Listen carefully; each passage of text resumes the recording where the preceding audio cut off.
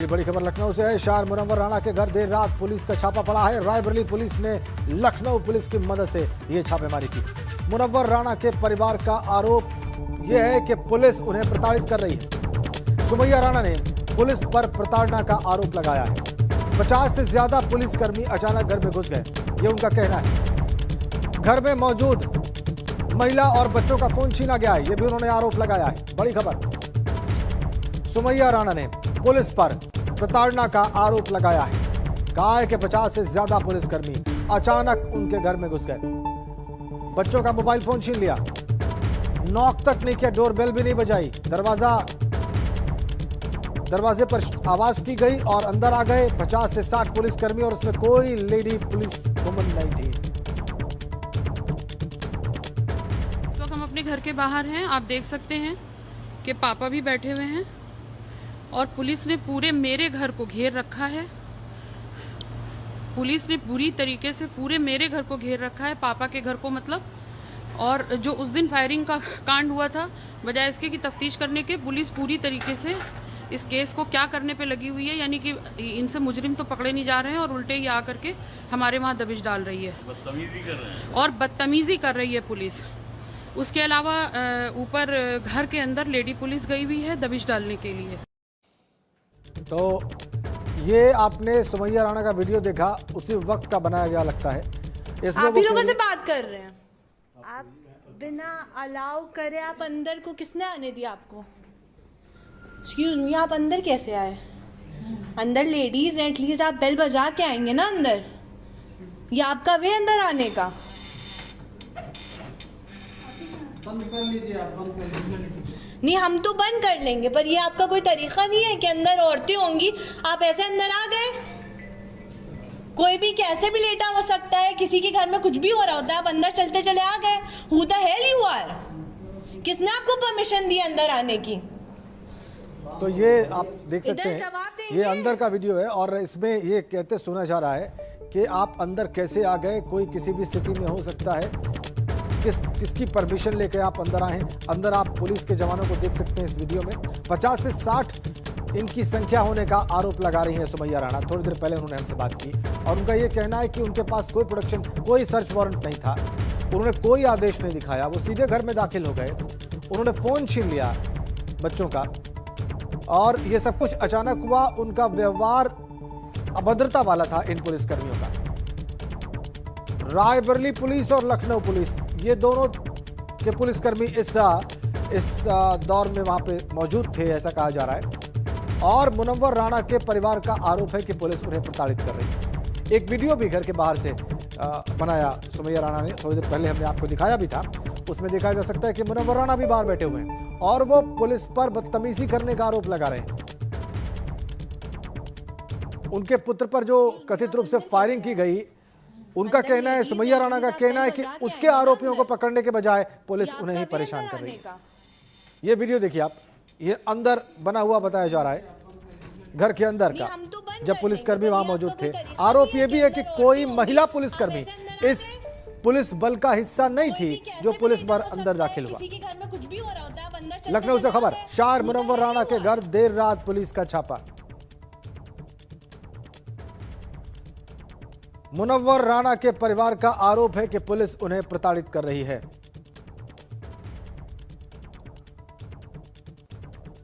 पचास से ज्यादा पुलिसकर्मी अचानक घर में घुस गए, 50 से 60 उनकी तादाद हो सकती है, यह आरोप लगा रही है सुमैया राणा, मुनव्वर राणा की पुत्री।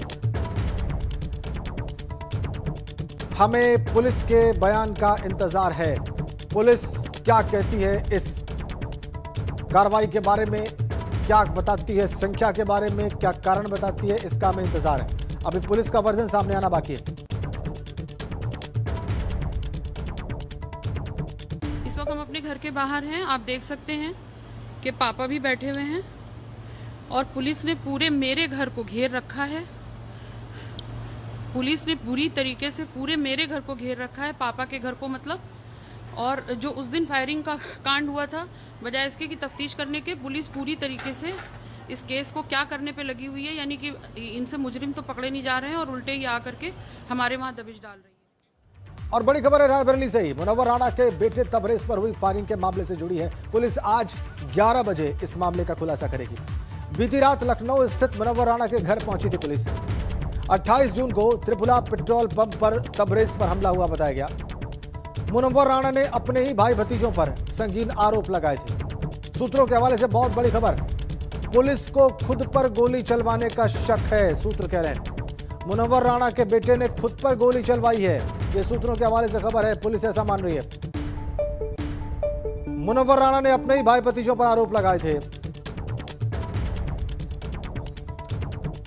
मुनव्वर राणा की बेटी सुमैया राणा इस वक्त हमारे साथ सीधा कनेक्ट हैं। हम उनसे बातचीत करेंगे। कल रात को जो हुआ उस सारे प्रकरण पर उनके विचार हम जानेंगे। सुमैया राणा, हमारे दर्शकों को बताइए, कल रात कितने बजे, कितनी संख्या में, किस अधिकारी के नेतृत्व में कौन सी पुलिस आपके घर पर दाखिल हुई? उस वक्त आपके घर पे कौन थे और क्या क्या हुआ? देखिए, बिल्कुल रात तकरीबन 1:45 बजे की बात होगी। काफ़ी बड़ी तादाद में, कुछ वर्दी में कुछ बिना वर्दी के पुलिस वाले दाखिल हो गए घर के अंदर। नीचे जो एक एरिया है जहाँ पापा हैं, रहते हैं, और जहाँ लाइब्रेरी है, उसके अलावा ऊपर घर है। तो बड़ी बात ये नहीं है कि पुलिस दाखिल हुई, ठीक है, आप किसी तफ्तीश से आए थे, बिल्कुल आते, लेकिन यहाँ पर पुलिस की कार्य प्रणाली या मोडस ऑपरेंडी पे सवाल उठना लाजमी है कि आप एक देश और विदेश के प्रख्यात शायर और देश के सम्मानित व्यक्ति के घर में दाखिल होते हैं, और उसके बाद आप किस तरीके की आपकी बॉडी लैंग्वेज होती है, किस तरह की आपकी लैंग्वेज होती है कि आप पहली चीज़ तो आप यहाँ पर आए थे तो आप किसी हिस्ट्री शीटर के घर में नहीं आए थे, किसी आतंकवादी के घर में नहीं आए थे, एक सम्मानित व्यक्ति के घर आए थे। तो आपको बातचीत करने में और जो कुछ भी आप जिस तरीके की खोजबीन कर रहे थे उसमें एक सहनशीलता दिखानी चाहिए थी, और ये दिखाना चाहिए था कि एक डंडे से, क्योंकि आप सबको नहीं हाँक सकते हैं। पुलिस मेरे घर में ऊपर दाखिल होती है जहाँ छोटी बच्चियाँ होती हैं, मेरी बेटी, मेरी भांजी में उस वक्त में इनके साथ कोई लेडी कांस्टेबल नहीं थी। इन्होंने बाद में, जब मेरी भांजी ने बनवा लिया वीडियो उसका कि इनके साथ कोई भी लेडी कांस्टेबल नहीं है और ये घर में दाखिल हो रहे हैं, जबरन बर्बरता कर रहे हैं, उस वक्त में इन्होंने हुसैनगंज थाने से एक आनन फानन में लेडी कांस्टेबल बुलाई, या जहां से भी बुलाई, बहरहाल एक बुलाई बाद में, और उसको ले जा करके फिर मेरी भांजी का इन्होंने मोबाइल फ़ोन छीन लिया, जो अभी तक वापस नहीं किया है। इनको लगता है कि वो साक्ष्य है और वो खत्म हो जाएगा। लेकिन मैं एक बात और बता दूं, लेडी कांस्टेबल इनके साथ नहीं थी, इसका प्रूफ बिल्डिंग में लगे सीसीटीवी कैमरास के पास है कि बिना रात को 1:45 बजे किसी के घर में, आवास में दाखिल होते हैं बिना किसी लेडी कांस्टेबल के। तो बात यहाँ पर पुलिस की कार्रवाई के तरीके पर है। पुलिस अपनी कार्रवाई खूब करे, उसमें कोई उसकी बात नहीं है। थोड़ी देर पहले सुमैया जी, थोड़ी देर पहले हम लोग जब फोन पे बात कर रहे थे, आपने जांच किया था, आम लोगों के साथ पुलिस क्या करती होगी, सवाल ये है। बिल्कुल ठीक बात है, आपका सवाल अपनी जगह ठीक है, लेकिन थोड़ी देर पहले आप कह रही थी कि आपको शक है कि वो पुलिस के लोग थे भी कि नहीं थे। अभी थोड़ी देर पहले जब हमने आपसे बात की फोन पर। हाँ, मैं ये भी बात जी बिल्कुल, मैं तो यही बोलूंगी कि मेरे घर में रात में कुछ वर्दी में, कुछ बिना वर्दी के गुंडागर्दी करते हुए लोग घुसे, तो मैं ये कैसे मान लूं कि ये पुलिस की वर्दी में या गुंडे थे कि गुंडों के भेष में पुलिस थी, ये भी तो तय होना बाकी है। मुझे कोई इल्म गैब तो नहीं होगा कि ये पुलिस है, ये क्या है। आप बात करने में ना तो आप पुलिस की बॉडी लैंग्वेज इस तरीके की लग रही थी। दूसरी चीज मैं एक बात और बता दूं कि पुलिस अपना रोल जो अदा कर रही थी वो गुंडों से बदतर अदा कर रही थी, गुंडों से बदतर। और सबसे बड़ा सवाल है इस वक्त कि जब देश का इतना बड़ा ऐसा क्या किया व्यक्ति के साथ पुलिस हाल करती है, तो आप बताइए दर्शकों को कि उन्होंने ऐसा क्या किया जिसको आप गुंडागर्दी मानती हैं या गुंडों जैसा बिहेवियर मानती हैं? बच्चियों के हाथ, बच्चियों से जब मोबाइल की छीना झपटी हो रही थी तो उन्होंने हाथ पकड़ के मोड़ा, धक्का दिया, बिना लेडी कांस्टेबल किनारे खड़ी हुई थी, she was just like a dummy. और उसके बाद इन्होंने बदतमीजी से बात की, तू तकार की। तो मैं ये पूछना चाहती हूँ किस वजह से पुलिस ये करी थी? कि आप एक डंडे से सबको हकाएंगे? जो काम आप किसी आतंकवादी के साथ जो रवैया अपनाते हैं, वो देश के एक सम्मानित व्यक्ति जिसने कवि और कविता के और शायरी के हवाले से पूरी दुनिया में देश का नाम रोशन किया, आप उसके साथ ये सब करें? बड़ा चार्ज आप लगा रही हैं। आप कह रही है कि पुलिस कर्मियों ने घर में मौजूद महिलाओं का हाथ मोड़ा, उनके साथ बदतमीजी से बात की, उनकी भाषा ठीक नहीं थी, अभद्र भाषा थी। अभी तक आपको ऑफिशियली कोई जानकारी दी गई पुलिस की ओर से कि ऐसा क्यों किया गया? मेरे घर में सीसीटीवी फुटेजेस लगे, अब तो ये आगे की कार्रवाई है वो हम लोग करेंगे, लेकिन मेरे घर के उनको शायद पुलिस को ये मालूम नहीं था कि सिर्फ बाहर नहीं, हमारे घर के अंदर, परिसर के अंदर भी, घर के ड्राइंग रूम से लेकर के और गैलरीज तक में सीसीटीवी कैमरास लगे हुए हैं। वो सारे कैमरास प्रूफ हैं जो बहुत जल्द सामने आ जाएंगे कि पुलिस अभी ने आप किया क्या था। ठीक है, अब आप आगे क्या करने जा रही हैं सुमैया राणा? क्या लीगल कोर्स आप अख्तियार करेंगी इस घटना के बाद से? देखिए, मुस्तकिल हम लॉयर्स के कांटेक्ट में हैं कल से, जब से ये बर्बरतापूर्ण रवैया इन्होंने किया है। तो अब आगे तो अभी लॉयर से क्योंकि मीटिंग होना बाकी है, तो अभी ये तय होगा कि इसको कैसे लीगल प्रोसेस की तरफ ले जाते हैं। और हमारे दर्शकों को ये भी बताइए, क्या आपको क्या डाउट है, किस बात का सस्पिशन आपको है कि पुलिस ऐसा क्यों कर रही थी, या ऐसा इसके पीछे क्या मकसद रहा होगा, क्या कारण रहा होगा? देखिए जो पुलिस का जो ये रवैया है, apart from the case and all, police का जो ये रवैया है, ये एक रंजिशन कर रही है, पुलिस परेशान करने के लिए कर रही है। और क्या इससे पहले पुलिस ने परेशान नहीं किया? मैं एक महिला, उसके बाद मेरे घर को छावनी में तब्दील कर देते हैं, मेरे ड्राइवर को परेशान किया गया था पिछले दिनों, मेरे वहाँ के गार्ड को परेशान किया गया, उसको गालियाँ दी गई, मारा गया। तो पुलिस का तो ये काम ही है। पुलिस जब मुझे इस तरीके से कर रही थी कि लग रहा था मैं कोई आतंकवादी हूँ, मुझे हाउस अरेस्ट करना जरा सी बातों में, अब मैं बाध्य हूँ, मुझे पुलिस प्रशासन बताएगा कि मुझे कहाँ जाना है, कहाँ नहीं जाना है। आप एक महिला पे, एक सम्मानित महिला पे आप 107-16 कर देते हैं। तो पुलिस से कोई उम्मीद भी अच्छी नहीं की जा सकती। लेकिन अफसोस इस बात का है कि ये आला अधिकारियों की जानकारी में अगर था तो ये बहुत शर्मनाक है, और नहीं था तो इस पर फौरन कार्रवाई करनी चाहिए। आपको क्या लगता है, आला अधिकारियों की जानकारी में ये सब होगा कि नहीं होगा? इतना आप जैसे कह रही हैं 50 से 60 की तादाद में लोग दाखिल हुए, रात के 12:45 बजे दाखिल हुए, इस तरीके से पेश आए, तो क्या यह मुमकिन है कि बड़े अधिकारियों की जानकारी के बगैर या उनके बॉसेस के बगैर ये सब कुछ हो रहा हो सुमैया? देखिए, मुझे जो लग रहा था, जो कुछ भी था, कि उसमें अभी बड़े लोग शामिल नहीं थे। अब क्योंकि आज तो ये खबरों में आ गया है तो काफ़ी लोगों को पता चल जाएगा। लेकिन मुझे कल उनकी बातों से लग रहा था, क्योंकि वो ये सब कर तो रहे थे बट बच के चलो, अच्छा चलो, मतलब they were not confident also, but they want to harass, लेकिन वो हैरेस करना चाह रहे थे। क्यों वजह बताइए, क्यों लग रहा है आपको कि वो हैरेस करना चाह रहे थे आप? हम तो पीड़ित हैं, हैरेसमेंट वो जो कर रहे थे वो बताएंगे कि वो ऐसा क्यों कर रहे थे। नहीं, हम उनसे सवाल करेंगे। हम क्या बता सकते हैं? पुलिस के करने वाला बताएगा ना, उनकी बारी है। लेकिन फिर भी कोई कारण बताने की उनकी बारी है। उनसे ये पूछा जाना चाहिए, आप किसी के घर में जा रहे हैं, आपके साथ लेडी कांस्टेबल है कि नहीं है? उसके बाद आप कैसे महिलाओं को जाके, बच्चियों को जाके आप हाथ मोड़ेंगे उनका, उनसे मोबाइल की छीना झपटी करेंगे? बाहर आकर के जो उन्होंने हरकत की थी उस पर भी सीसीटीवी फुटेजेस हैं, तो ये बात उनसे सवाल किया जाना चाहिए। जी, हमला हुआ था कुछ दिनों पहले तबरेज़ पर, उस बारे में भी क्या उससे कोई कनेक्शन आप जोड़ के देख रही हैं इसका?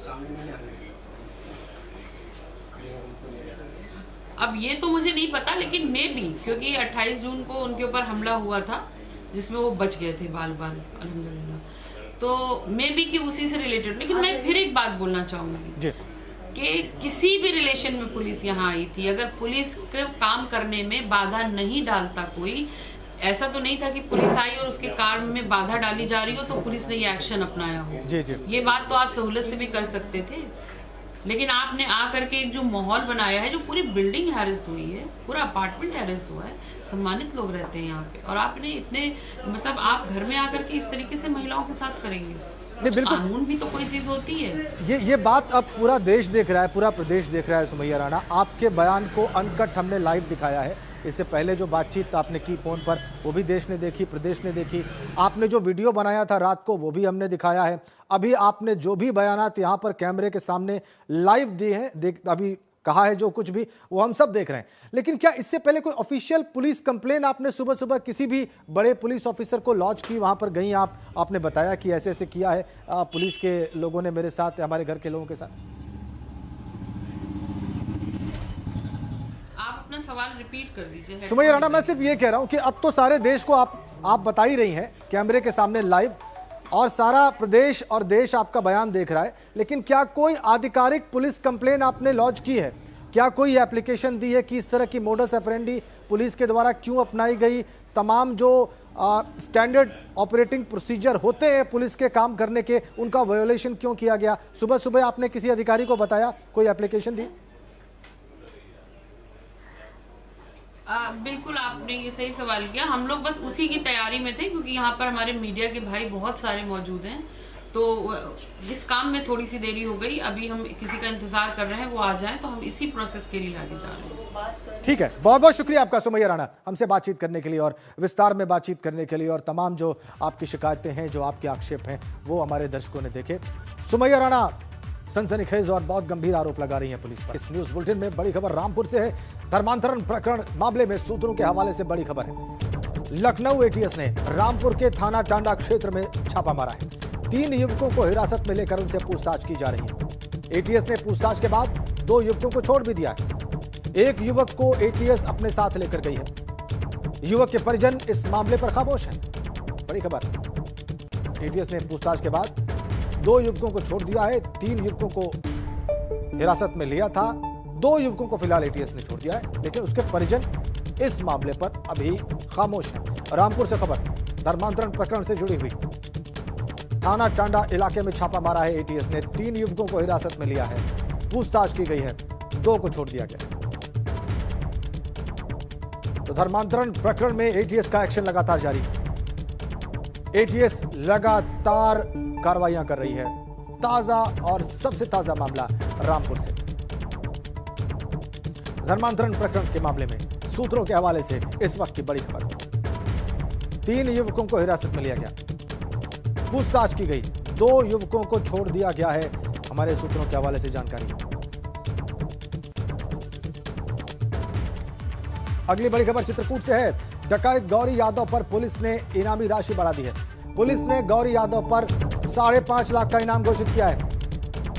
यूपी सरकार ने 5 लाख और मध्य प्रदेश की सरकार ने 50,000 का इनाम रखा है। बिहार का सबसे बड़ा और इकलौता डकैत है गौरी यादव। एसपी अंकित मित्तल ने इनामी राशि बढ़ाए जाने की पुष्टि की।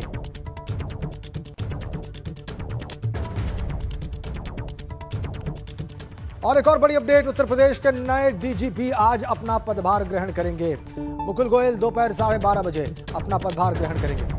1987 बैच के आईपीएस ऑफिसर है मुकुल गोयल। फिलहाल बीएसएफ में तैनात थे मुकुल गोयल, और नियुक्ति के बाद आज वो अपना पदभार दोपहर 12:30 बजे ग्रहण करेंगे लखनऊ में। अभी तक वो बीएसएफ में एडीजी के पद पर तैनात थे। उत्तर प्रदेश में काम करने का उनका विस्तृत अनुभव है। वो एसएसपी और डीआईजी पदों पर उत्तर प्रदेश के अलग अलग क्षेत्रों में, जिलों में काम कर चुके हैं। और मुख्यमंत्री योगी आदित्यनाथ आज उत्तर प्रदेश पुलिस भर्ती और प्रोन्नति बोर्ड द्वारा चयनित 5,805 अभ्यर्थियों को नियुक्ति पत्र बांटेंगे। 5,805 पदों पर हुए चयन में उत्तर प्रदेश कारागार प्रशासन और सुधार विभाग में पुरुषों के 3,012 और महिलाओं के 626 पदों के लिए जेल वार्डर की भर्ती की गई। चयनित जेल वार्डर जेलों की व्यवस्था को और अधिक सुदृढ़ बनाने में मदद करेंगे। वहीं आरक्षी घुड़सवार पुलिस के 102 पद और फायरमैन के 2,065 पदों पर सीधी भर्ती हुई है। प्रदेश में आग लगने की घटनाओं में बचाव के कामों में इन फायरमैन की भूमिका होगी। आरक्षी घुड़सवार पुलिस पद पर चयनित अभ्यर्थी प्रदेश में कानून व्यवस्था को और चुस्त दुरुस्त बनाने में अपना योगदान देंगे।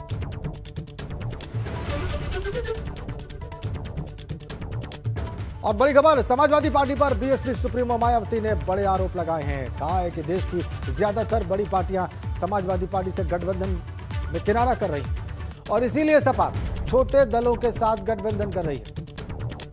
उन्होंने ट्वीट किया है कि सपा का छोटे दलों के साथ गठबंधन महालाचारी नहीं तो क्या है। इस तरह से समाजवादी पार्टी पर हमला बोला है। ट्वीट करके देखिए, ट्वीट का कंटेंट आपकी स्क्रीन पर। समाजवादी पार्टी की नीतियों की वजह से, कड़वे अनुभवों की भुगतान के कारण देश की तमाम बड़ी पार्टियां किनारा कर रही हैं। दलित विरोधी सोच का बताया है समाजवादी पार्टी को। ट्वीट आप देख रहे हैं उनका, और कहा है कि इसीलिए वो आगामी विधानसभा आम चुनाव में वो छोटे पार्टियों के साथ गठबंधन कर रही है। ये उनकी महालाचारी नहीं तो क्या है, ये सवाल उठाया। और बड़ी खबर लखनऊ से 69,000 शिक्षक भर्ती के अभ्यर्थियों के धरने का दूसरा दिन है। आज भी इन अभ्यर्थियों का धरना जारी रहेगा। बेसिक शिक्षा निदेशालय पर अनिश्चितकालीन धरने पर बैठे अभ्यर्थी भर्ती में आरक्षण घोटाले का आरोप लगा रहे हैं। भर्ती में 22,000 पद जोड़ने का भी आग्रह कर रहे हैं और उसके लिए आंदोलनरत हैं ये अभ्यर्थी। एक और समूह अभ्यर्थियों का 22,000 पद जोड़ने पर भी अड़ा हुआ है। एक उनका कहना यह है कि 5,000 से भी ज्यादा, तकरीबन 5,800 पदों पर जो आरक्षण मिलना चाहिए था वो नहीं मिला है। दूसरा वो ये कह रहे हैं कि जो घोषित सरकार के पद हैं 22,000, उनको जोड़ा जाए इस भर्ती में और 22,000 पदों पर भी भर्ती की जाए। और बात उत्तर प्रदेश के खालिस्तान कनेक्शन की करते हैं। एनआईए ने पंजाब के बरनाला, मोगा, फिरोजपुर और यूपी के मेरठ और मुजफ्फरनगर में 9 जगहों पर खालिस्तानी आतंकवादियों की तलाश में छापे मारे। पैसे की उगाही के मामले में छापेमारी की गई। जांच के दौरान 3 आरोपी व्यक्तियों को गिरफ्तार किया गया है और गिरफ्तार अभियुक्तों के कहने पर हथियार और गोला बारूद भी बरामद किया गया है। एनआईए अधिकारी के मुताबिक भगोड़े अर्शदीप हरदीप सिंह का करीबी सहयोगी, जिसे भारत सरकार ने आतंकवादी घोषित किया है, जो खालिस्तान टाइगर फोर्स का सरगना है। इसी ने पंजाब और उत्तर प्रदेश के गैंगस्टर और शूटर को शामिल कर आतंकवादी गिरोह बनाया है।